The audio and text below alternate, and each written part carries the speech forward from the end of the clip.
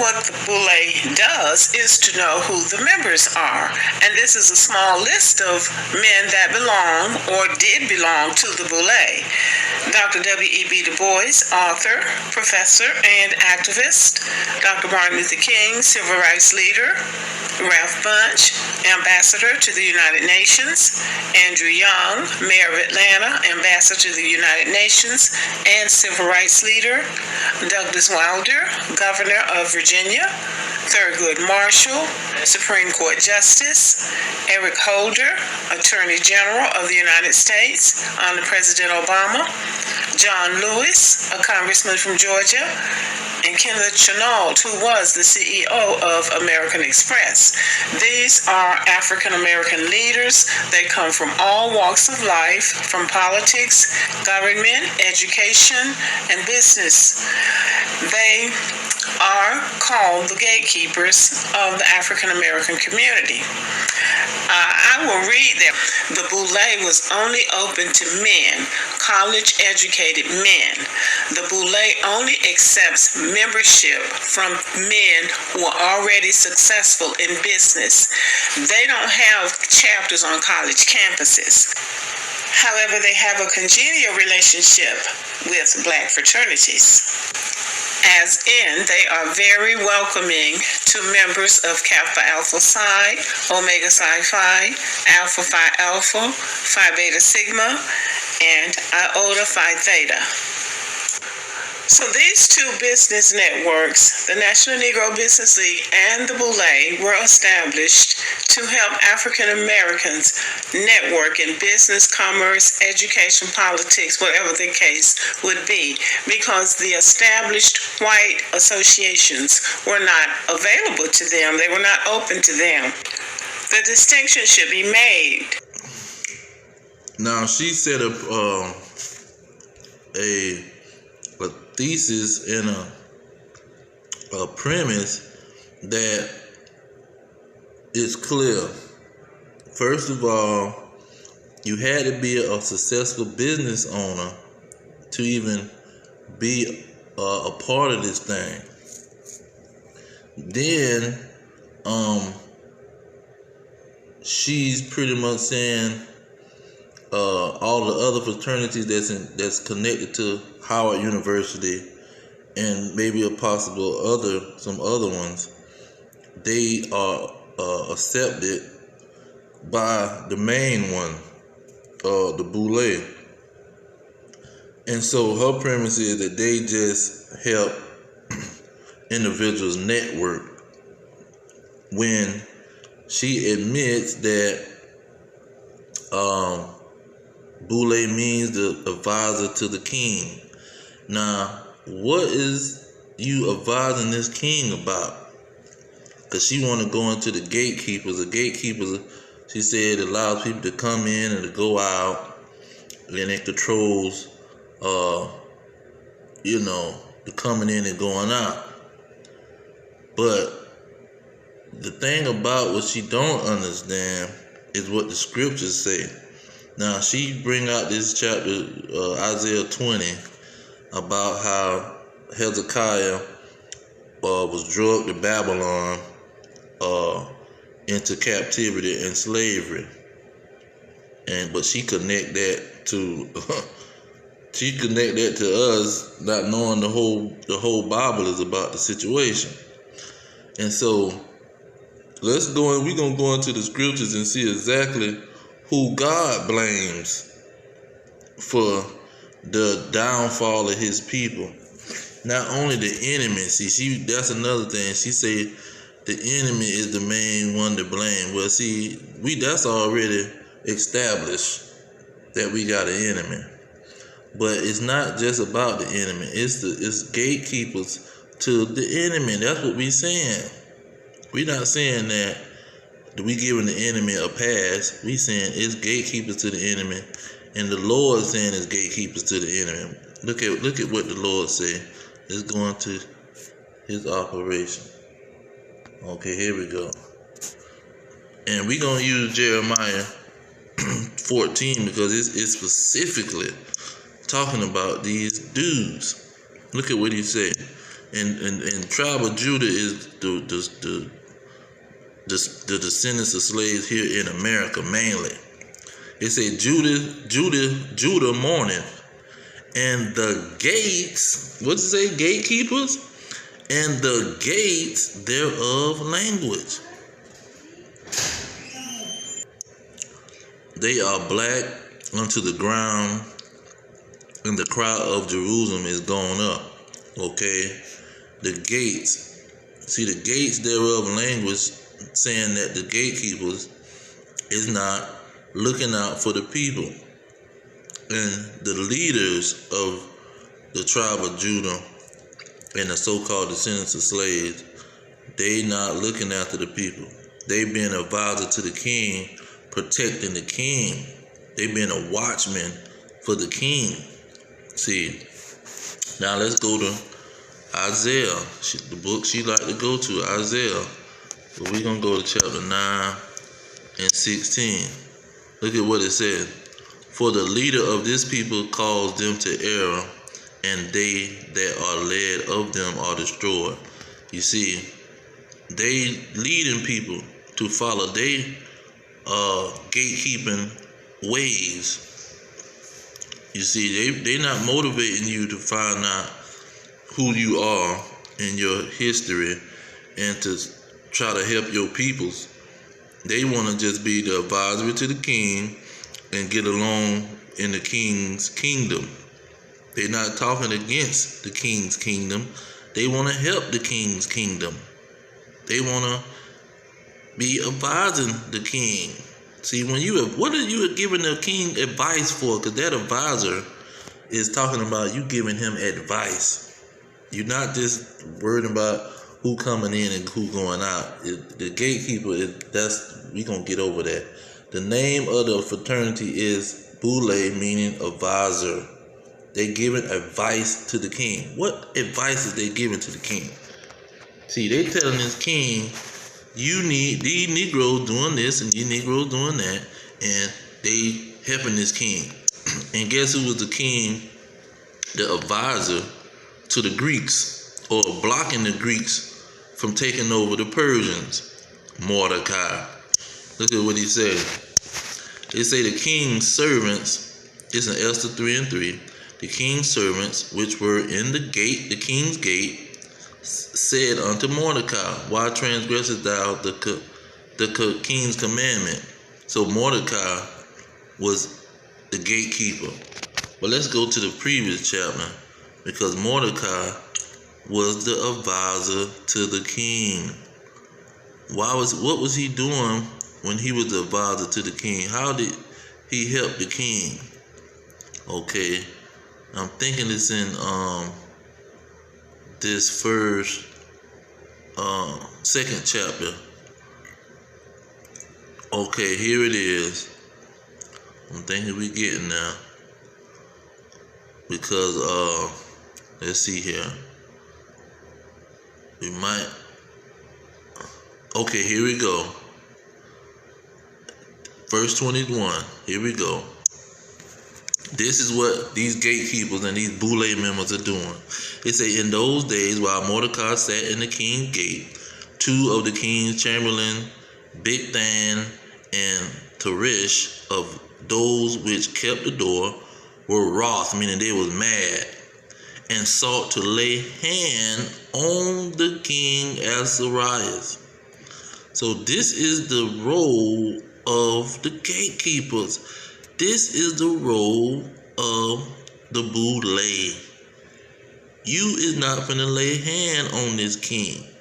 Now we know ultimately these gatekeepers and these leaders of Israel at this time is being placed there, just like Mordecai was being placed there. So the so-called Haman and the Greeks, who wound up being the Greeks, because they was Macedonians, and they go back to Esau. They was trying to get the king, but Mordecai was set there to protect the king. And the Most High put that whole situation together, just like he put these Boule members together, so these peoples on the plantation can't rebel and take this man down before it's his time. But what the issue is coming up is going along with this Travis Scott situation and these entertainers. See, these entertainers is being said to be a part of the Boule, and they the ones are advising the king to say pretty much we can go and destroy these people. We can go influence them to rebel. We can push witchcraft on them. See, giving somebody advice is not just telling them what they should do. They telling them what you can use me to do. You can pay me and I'll go do it. See, it's giving all kind of advice on the strategy on what they will use. Cause see, these rappers and these entertainers are saying, I'll go shoot, you ain't gotta worry about it. I'll go and push witchcraft on them. I'll get them addicted to these certain drugs and addicted to this certain lifestyle. I'll go do it for you. You pay me. You can pay me to do that. It ain't just the business owners.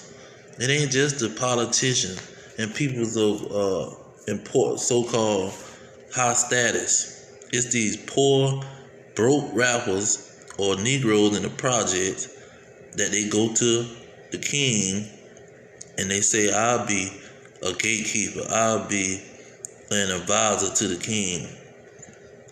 I'll do whatever you want me to do. You just pay me. See? And so this is why this thing is coming to the forefront. It ain't really all about this assassination of Martin Luther King. All that stuff is irrelevant, man. The main thing is who is influencing the young people. Who is the Boule using to destroy this nation, to control the people? Because it is about control.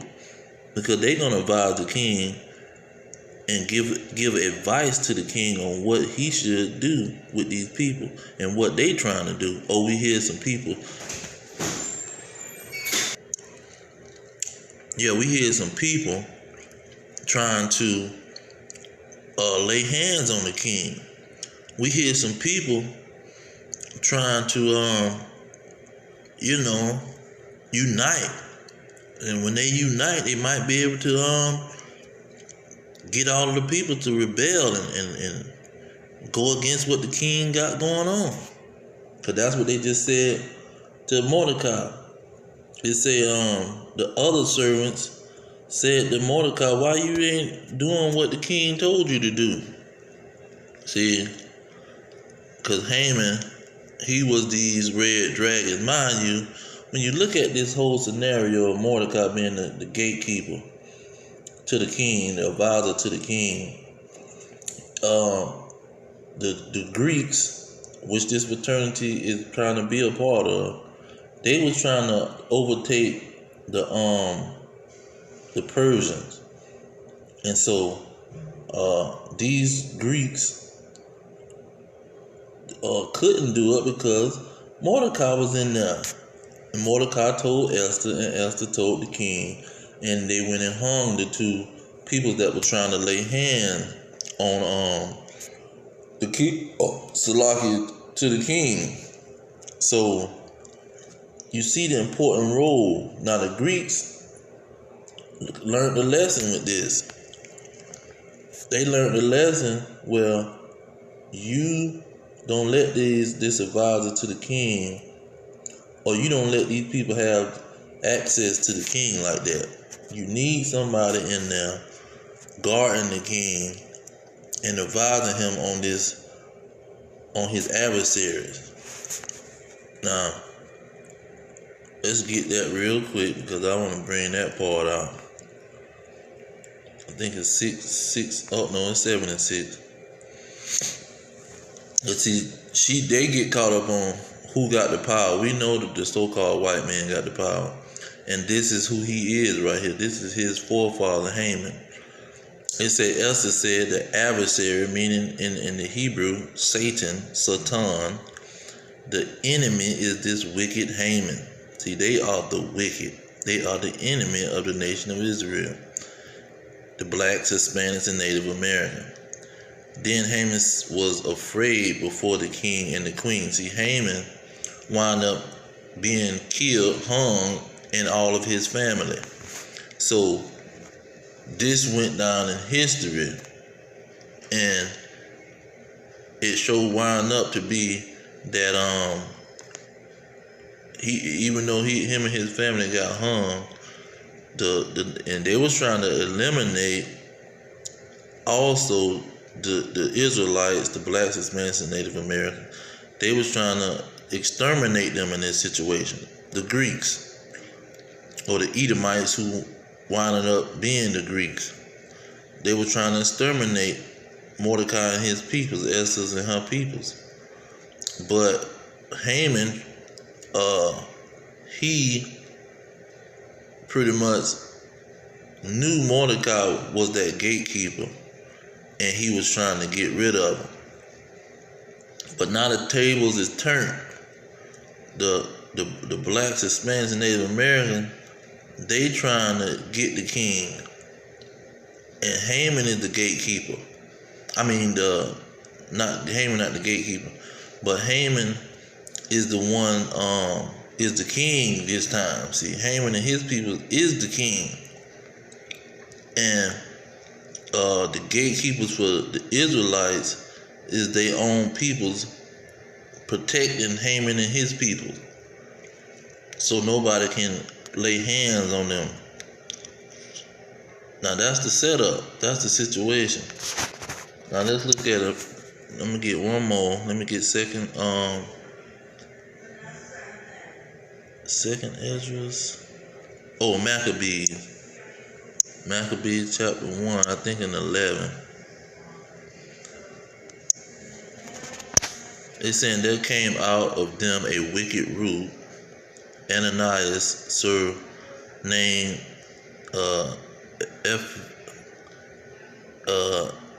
Epiphanes, son of Ananias the king, who had been an hostage at Rome, and he reigned in the 137th year of the kingdom of the Greeks. So we're talking about the Greeks. Okay, then look at what happened in verse 11. It said, in those days went there out of Israel wicked men, see, the gatekeepers, who persuade many, saying, let us go and make a covenant with the heathen. See, that's what these gatekeepers are saying. That's what the Boule is saying, and that's what the Boule is doing. To be a Boule, advisor to the king, you freaking making a covenant with the king. It say, let us go and make a covenant with the heathen that are round about us, for since we departed from them, we have had much sorrow. So this is the situation. The Boule is making a covenant with the king, giving him advice about his peoples. See, and so this is the same situation that already happened with the nation of Israel many times. They have people that go in and pretty much they snitch on their people. Now think, let me get Jeremiah again. Let me see here. Is it 5 and 14?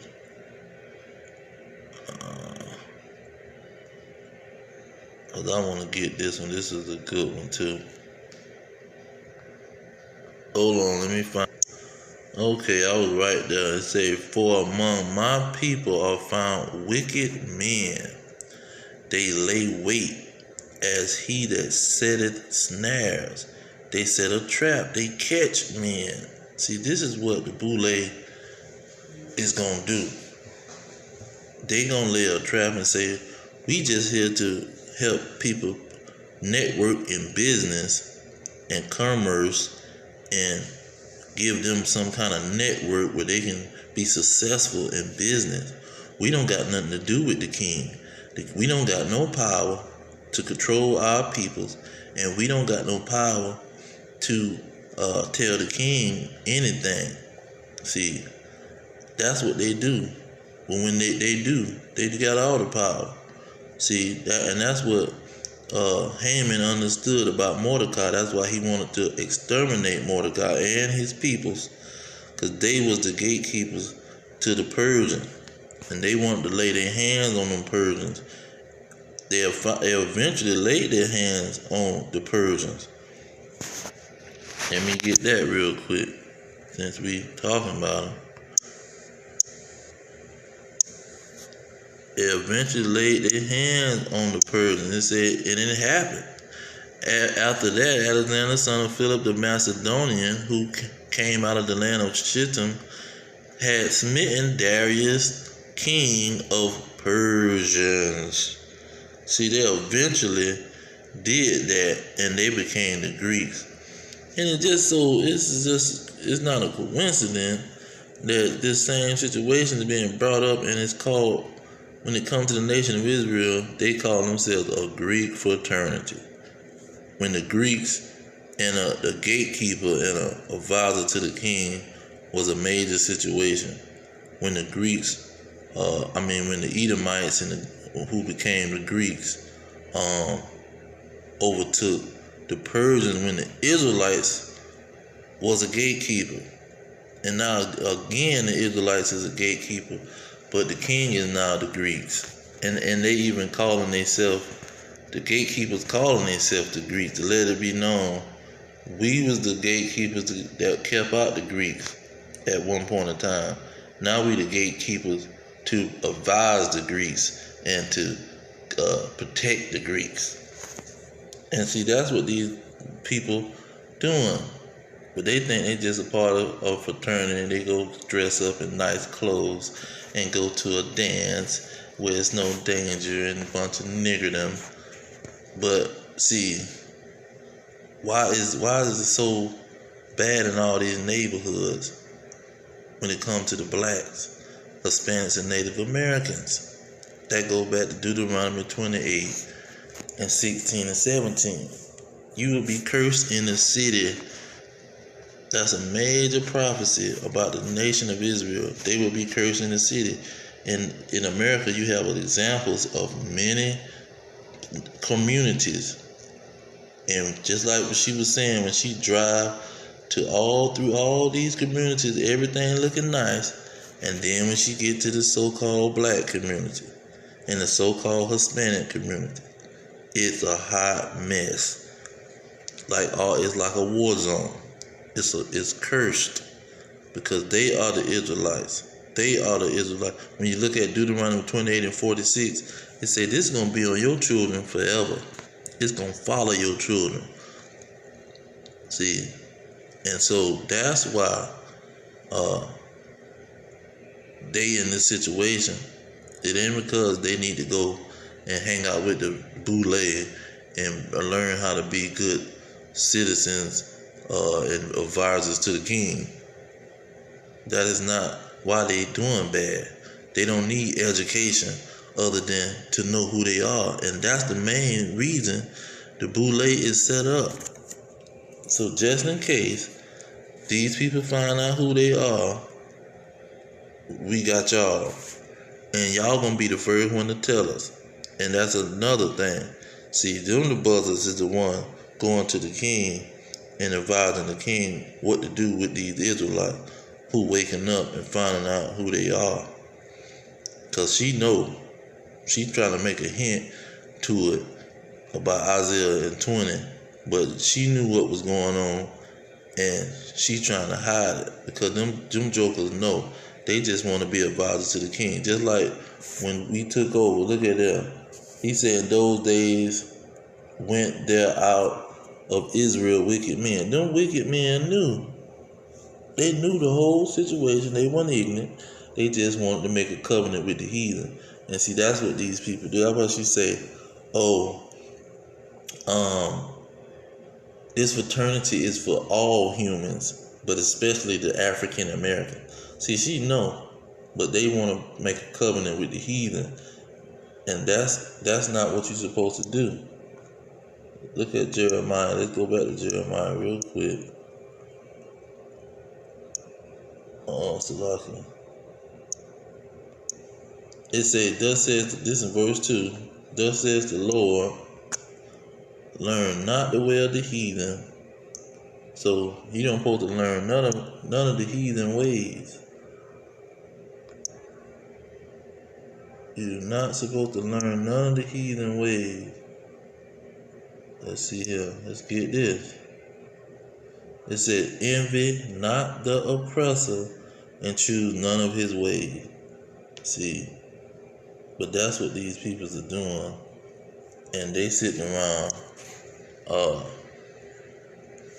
not understanding that the leaders, you don't gotta be known, everybody agree that you're a leader to be leading somebody. See, you don't have to agree to the situation. Now, who leading the community more than the so-called pastor? She tried to throw the pastor under the bus and say, if anybody lead them, it's the pastor. Well, we know he the leader, but he the main one telling you that you're not an Israelite. So yeah, you keeping you deaf, dumb, and blind. But look at the other leader. It say, verse 12, as for my people, children are their oppressors, and women rule over them. O my people, that which lead thee cause thee to error and destroy the way of thy path. The women is the one telling them to be a part of the king's kingdom. But do what the king tells you to do. Try to get your education to even be like the king. And try to be the advisor to the king at best. But if you can't do that, go to one of these fraternities and be like the king and live in his kingdom, and you can live a good life in his kingdom. See, that's what most women don't tell you, and most of them run in the household. And see, she one of the ones that she married, her and her husband, Boule, both of them from these fraternities. And they know Negroes is waking up and telling them that they helping the devil, because the Greek so-called white man, these Edomites, is the devil, man. They are the deceivers of the whole world. They are Satan, an adversary of Almighty God. See, it's not it's nothing that it's not a light thing. This thing is very heavy. What you doing to be in these Greek fraternities, who they had us, look what they were doing to us, man. This I can't make a short video with this, because this is a major situation. Look at what they were doing to us to make us Greeks. When they took over the darn Persians, look what they did. It said, let me start at verse 1. Let's start at verse 1. It said, not long after this, the king sent an old man of Athens to compel the Jews to depart from the laws of their fathers and not to live after the laws of God. Okay, we're going to jump down to verse 6. It said, neither was it lawful for a man to keep the Sabbath days or ancient feasts, or to profess himself at all to be a Jew. You had to be known as a Greek. You had to be known as a Greek.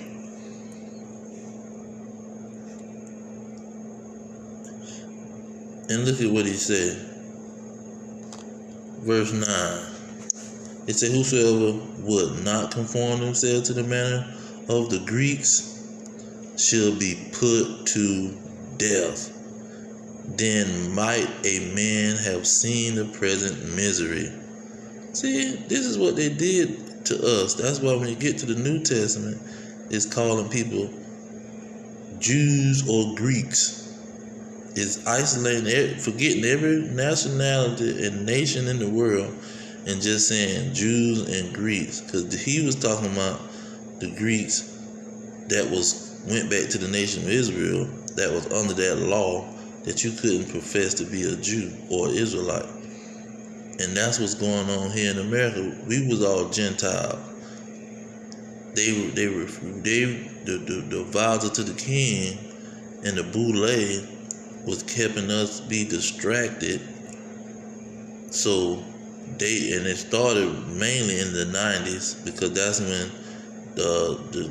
the truth started to spring forth and get some order to itself. And so that's when the king said, we need something. And the advisory of the king said, we got these rappers, we got these entertainers. And the 90s was a boom for the Boule. The Boule was booming in the 90s. Michael Jordan, Bill Cosby, all these fraternity people done went to these fraternities and done joined the Boule and leading our people astray, where they can't focus. And the news that they was the Jews or the Israelites, that wasn't spreading in the 90s, because that was the beginning of this other level of the Boule. And so this stuff is old. It's an old strategy. All praise to Yahweh Hashem Yahweh Shah, Hashem Kakadash. The ones to the elders pushing the truth. Peace of the elect worldwide. Our kingdom is at hand. Shalom.